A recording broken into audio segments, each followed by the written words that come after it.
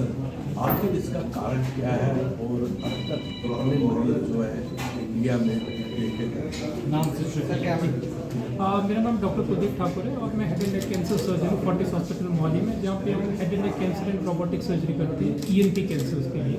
So by and large हमारे देश में जो हमारे पास डेटा है उसमें ये बताया गया है कि लगभग 2,70,000 के करीब नए केसेस हर साल आते हैं ENT कैंसर के आते हैं, और तकरीबन 15% के करीब जो टोटल कैंसर से डेथ्स होती है उसमें 15% डेथ्स सिर्फ ENT कैंसर की वजह से होती है। 95% केसेस में जो मेन कारण है वो है तंबाकू का सेवन करना, स्मोकिंग करना और अल्कोहल का कंजप्शन करना। उसके अलावा जैसे तीखे दांत है जो जीभ में लग रहे हैं या मुंह में लग रहा है कहीं पे भी, या इल फिटिंग डेंचर है, ओल्ड एज में डेंचर लगाते हैं, वो डेंचर अगर प्रॉपर्ली फिट नहीं हो रहा है उसकी वजह से इरिटेशन हो रही है, वो कैंसर का रिस्क रहता है। बहुत रेयर केसेस, बहुत और भी कारण है, बट एक जेनेटिक फैक्टर भी इंपॉर्टेंट रहता है कि अगर कोई जेनेटिकली ज़्यादा ससेप्टेबल है कैंसर के लिए तो उनको कैंसर थोड़ा जल्दी हो जाता है एज कम्पेयर टू दूसरे पेशेंट के। तो by and large alcohol, smoking और टोबैको चेन, ये 3 इंपॉर्टेंट कारण है जिसको अगर हम एलिमिनेट करेंगे तो काफ़ी हद तक हमें कैंसर से इजाफा मिल सकता है। सिम्टम क्या है?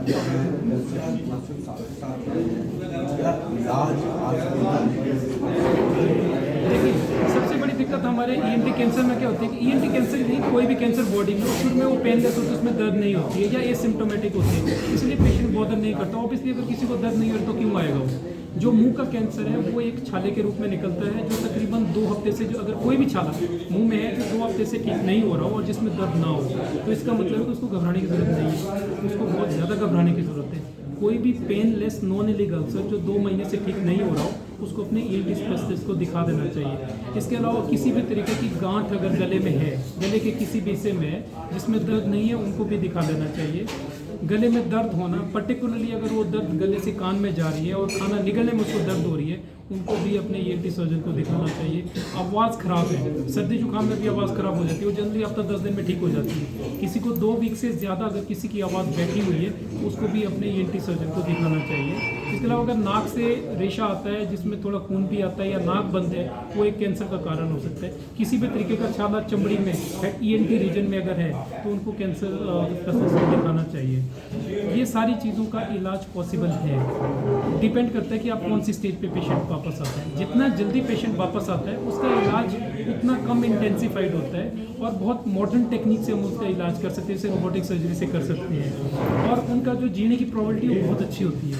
लेकिन जितना एडवांस स्टेज पे पेशेंट हमारे पास आएगा उसका इलाज उतना लंबा चलता है और कैंसर के वापस आने की संभावना भी ज़्यादा रहती है।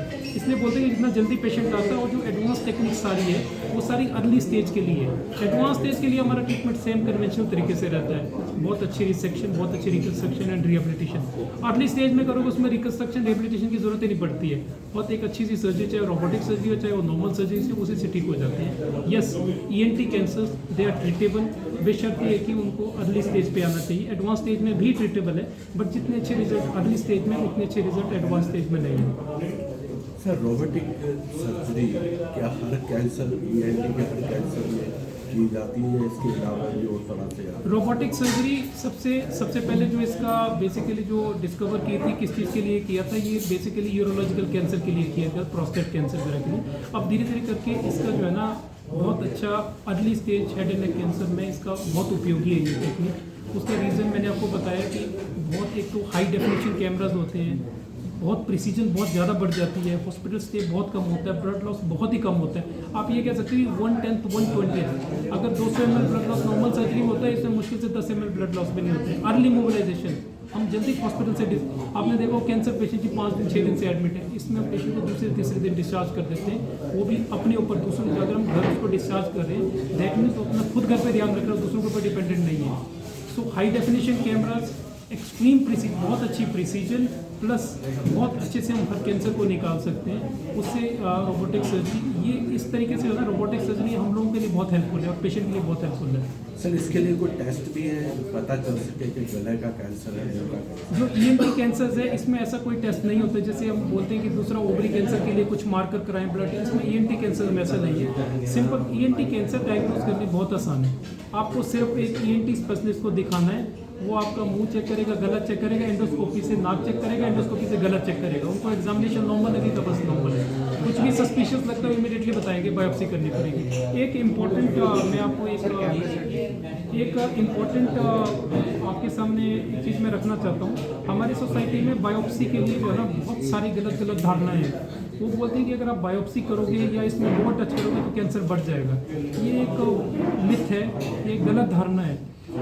जब अगर कैंसर है मुंह में, अगर हमें मुंह में लग रहा है कोई छाला है, तो हम लोग बायोप्सी उस छाले से लेते हैं, नॉर्मल टिश्यू से नहीं लेते हैं, नॉर्मल जगह से नहीं लेते। तो अगर हम मान लो सपोज उसकी बायोप्सी नहीं करेंगे, ट्रीटमेंट नहीं करेंगे, तो कैंसर तो बढ़ेगा ही, वो रुकेगा नहीं। कैंसर का अपना एक नेचर है, उसने बढ़ना ही है। सो अगर हम उसकी बायोप्सी करेंगे तो ऐसा नहीं है कि वो बायोप्सी करके बढ़ गया हुआ है। सो बायोप्सी से हमारे पास कोई भी ऐसे तथ्य या एविडेंस अभी नहीं है जिससे ये बताया गया है कि बायोप्सी करने से ट्यूमर बढ़ता है। नहीं, यस, बायोप्सी के बगैर हम कोई भी इलाज शुरू नहीं कर सकते। इसलिए अगर कोई भी डॉक्टर, कोई भी एंटी स्पेशलिस्ट ये बोलते हैं कि इसकी बायोप्सी करनी चाहिए, तो हमें इमीडिएटली बायोप्सी करनी चाहिए। उससे कैंसर नहीं बढ़ेगा, बल्कि उसका इलाज हम बहुत जल्दी शुरू कर सकते हैं। सक्सेस रेट कितनी है? Sorry successful rate sir,